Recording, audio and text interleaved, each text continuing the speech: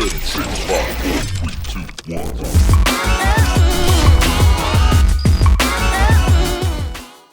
guys, this is Mike with resistancephotography.com. Today we're teaming up with thephotographer.com and doing a review on the Magmod light diffuser system. Alright, so let's open this up. Let's take a look and see what we have inside. Quite a few items with this setup. I believe this setup actually goes for $250 or somewhere roughly around there. I think it was around $234. Not too sure. I'll leave a link to the website below. You guys can head over and check that out. There's different options to choose from, so it's really neat. I'd head over and check it out if I were you. So right here we have the Snoot. Not sure if you guys can see that, but we have the Snoot. We have a grip for the speed light, and let's see what else we have. We do have a gel holder, so that's pretty neat. I'm gonna have fun with that for sure. All right, let's see what else we have. We have this piece. Looks like maybe you can attach a trigger to your speed light. We'll play with that in a minute and see what that does. And we have a grid. That's going to be really fun to play around with. And we've got another grip. That's really cool. Having two of those, it's really nice because sometimes I do like multiple light setups. And we do have some gels. So we'll open up these gels and we'll see what kind of gels came with this specific package. We've got a green gel. Looks like we have a couple CTB gels, couple CTO gels, and we've got a white gel. I'm guessing this maybe diffuses the light a little bit more. Pretty neat though, I like it. So while we're still on the gel, actually, you know what? Let's go ahead and attach one of these grips to our speed light. So right now, I use the Yongnuo, however you pronounce it. Doesn't really matter. Not to me anyways. I use one of these speed lights. I like these speed lights a lot. Super affordable. Really, really nice. There are some cons using this system with the speed light. I'll show you guys that here in a little bit. But let's go ahead and attach one of these grips to the speed light. Now one thing I did kind of notice, it gets a little tricky putting this grip on here. That's not an issue though. The reason why it's so tricky is because the grip is so tight, you kind of have to work it on there a little bit. But honestly, I like that. I prefer that. That's really great because if I had something that I had to worry about becoming loose or anything, especially at a wedding, that would not be good. My rubber piece falling off or anything, that would not be bad. Actually, before I go any further, let's talk a little bit about me. I am primarily a wedding photographer, so I'm on the go. Weddings are quick, fast, and you don't really have time to just switch out gear whenever you want. At least most of the time you don't. So something like this feels like it would be practical to use at a wedding, and I'll show you why here in a little bit. So yeah, now that our grip's on, it's nice and secure. I mean, it's not loose at all. It's a firm grip, so I like that a lot. Let's go ahead and let's take a look at the grid. Now, I guess this is version 2. I don't guess. I know this is version 2. In version 1, there was some talk about the magnets falling out, but if you guys can look, I mean the magnets are built into this, so we don't have to worry about the magnets falling out or anything. One really cool thing is these magnets, I mean they're strong, they're really strong. It's not coming off at all, no matter how hard you try, and I mean, it's a good grip. Now, I haven't really used grids too much. I did play around with this one a little bit, and it's a pretty nice grip. I like it a lot. I dig it. I'm not a person to use direct flash ever. The only time I don't have my flash modified is if I'm in a reception hall and I have white ceilings and I'm going to bounce off the ceiling. But there comes times where I'm shooting an outdoor wedding and I don't have a ceiling to bounce off of. I do use one of these. It's kind of like the Gary Fong, but a lot cheaper, and it's alright. I mean, it's not anything I'm stoked about or anything. I like it outdoors, but The review is not about that, so let's just ignore that for now. So like I said, we have this grid. This grid's really neat. I like it a lot. I'll try to post some example photos here in a little bit. And let's see what else we have over here. So let's go ahead and we'll look at the spear. I like this. This is, to me, comparable to this. Really neat.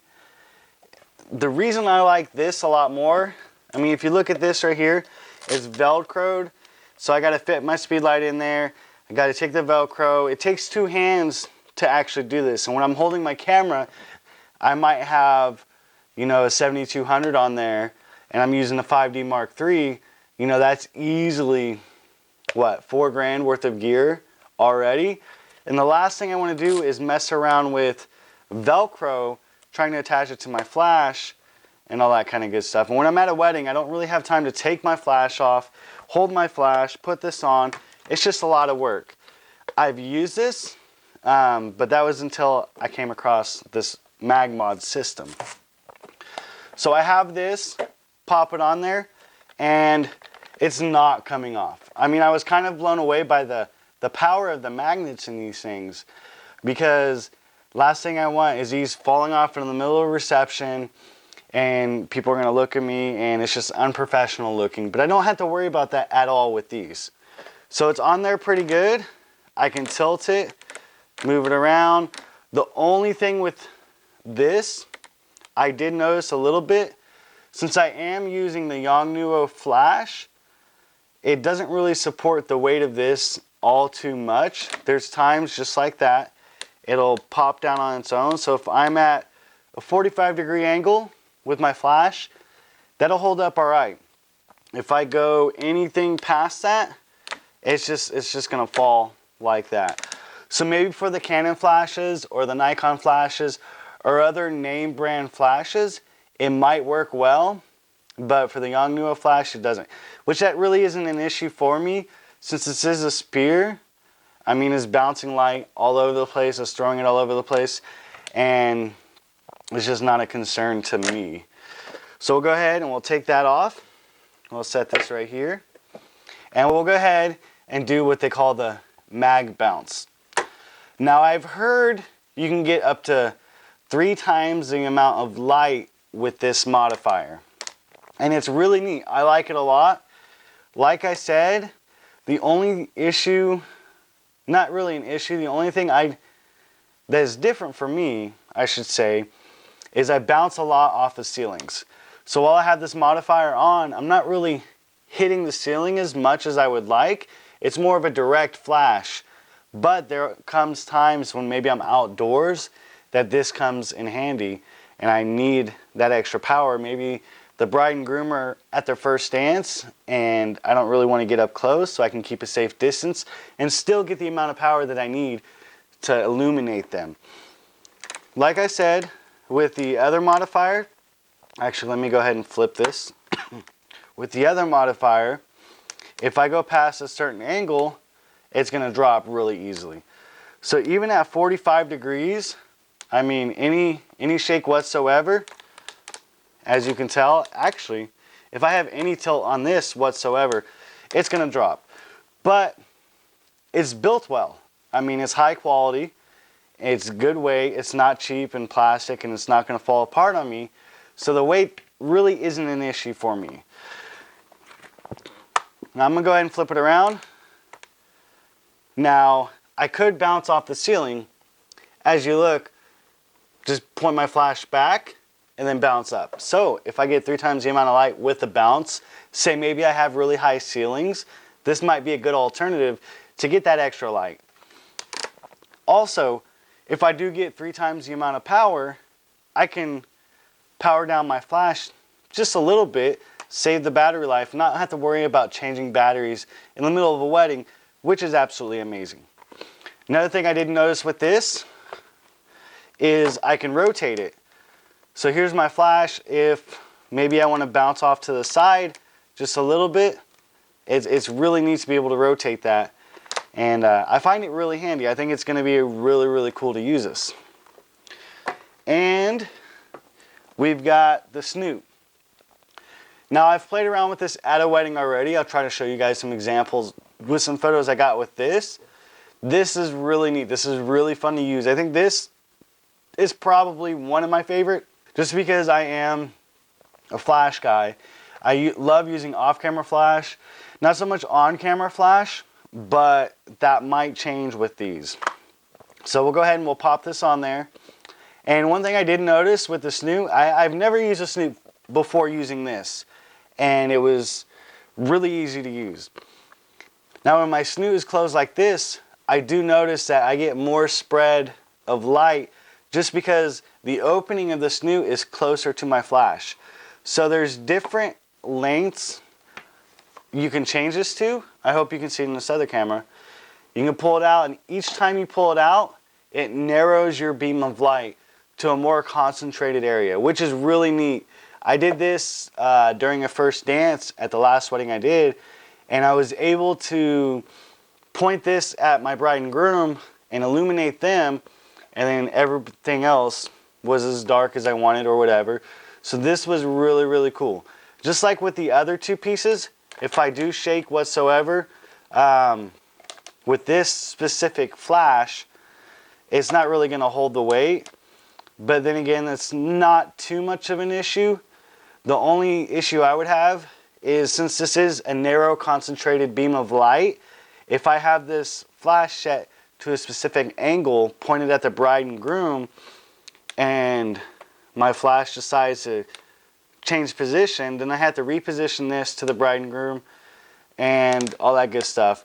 But like I previously said, maybe with other flashes that isn't an issue. So that's something I might actually want to check out myself. We'll go ahead and we'll take a look at this gel holder.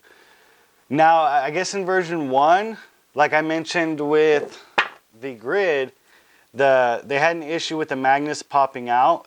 Now they're built into the sides, so we don't have an issue with these. We don't have to worry about the magnets coming out or anything. So we can go ahead, we'll pop that on just like everything else. I'm actually going to go ahead and put one of these pieces, one of these gel pieces in here. Now, I do know Magmod does have a different gel set, so you can choose different colors. I believe these are just color correcting gels.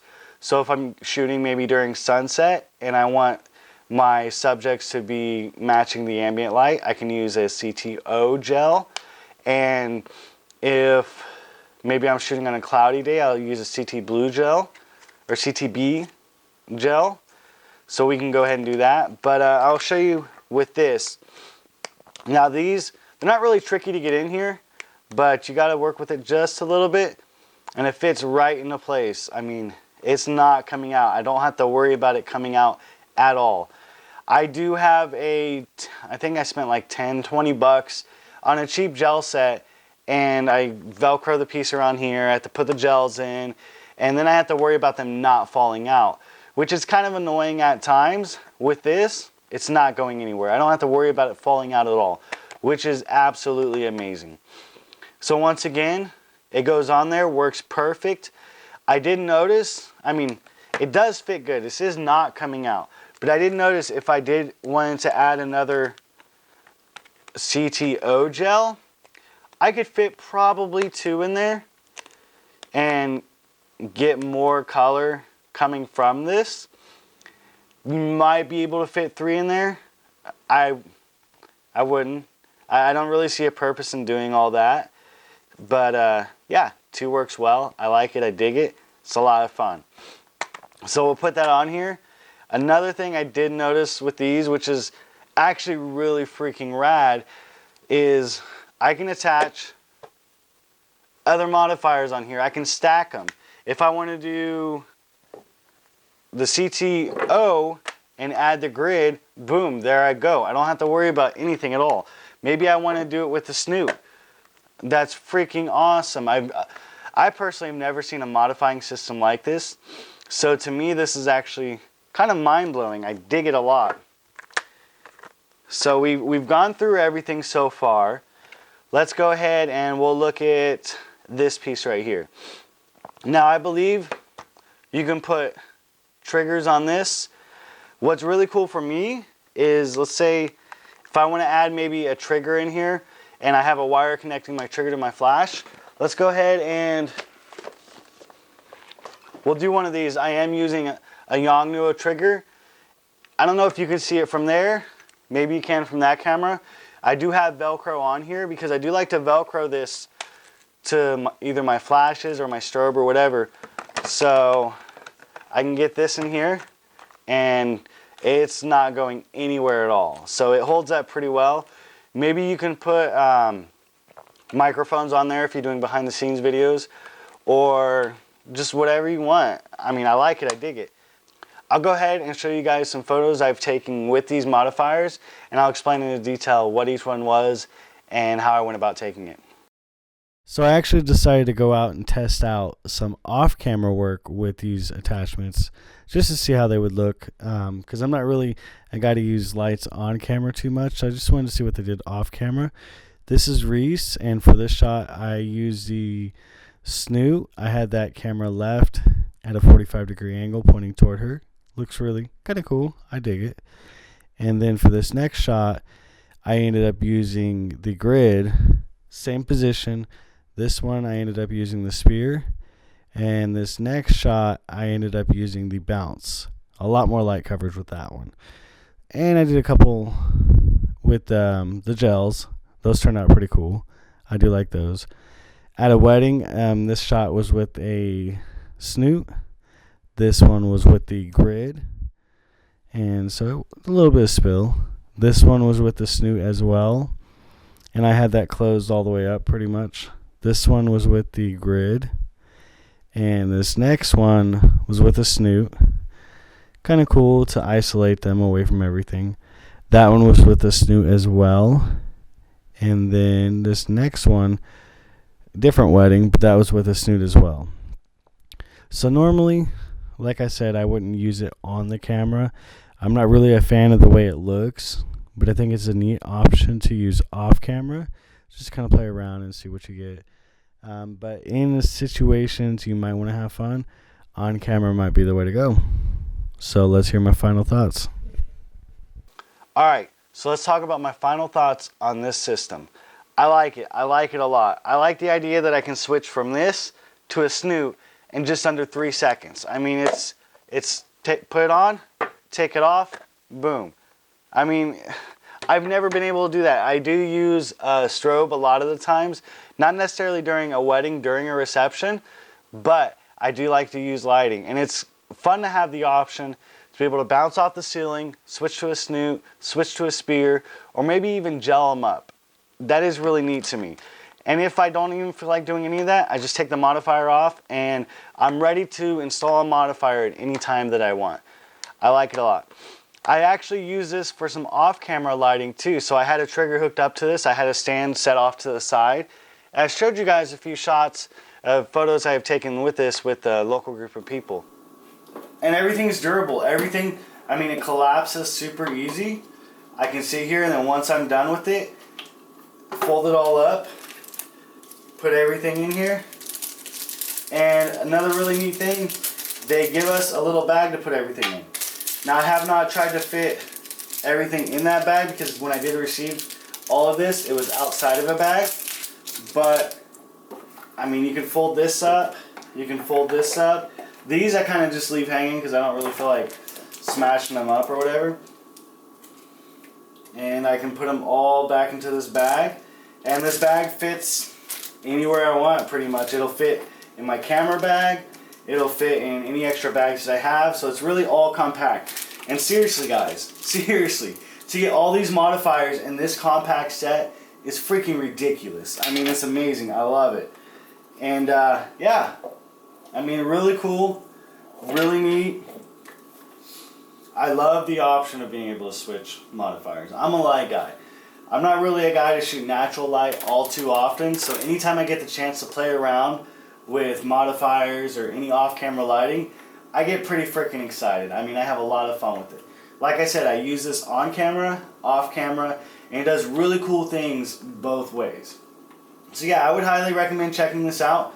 For $250, yeah, I don't think you can really beat it. Especially when you can, I'm still freaking out about it, especially when you can put this on and off that quick. It's insane. Now there are different options on the website, so if you go look, I believe they have a starting package for like $89, somewhere around there. You don't get as many options as this, and there's different packages all the way up to I believe around maybe $400, and you get I think pretty much everything Magmod has to offer. So yeah, I would head over there, check it out. Yes, my final review. I love these. I honestly could see myself using these all the time at every wedding. I don't see why I wouldn't use them. It's, in my personal opinion, a lot better than this. I mean, this thing doesn't fold up. It's hard. It's annoying. Sometimes this top falls off, and I don't really know why I can take this top off. Whatever, that's a whole different view. This, I mean, when I want to put it up, I just fold it up, put this in here, and voila. I mean, it's all compact and can fit in my hands. And to get all those modifiers in that is freaking ridiculous. So yeah, I think that's it for my final review. You guys have a great day and stay blessed.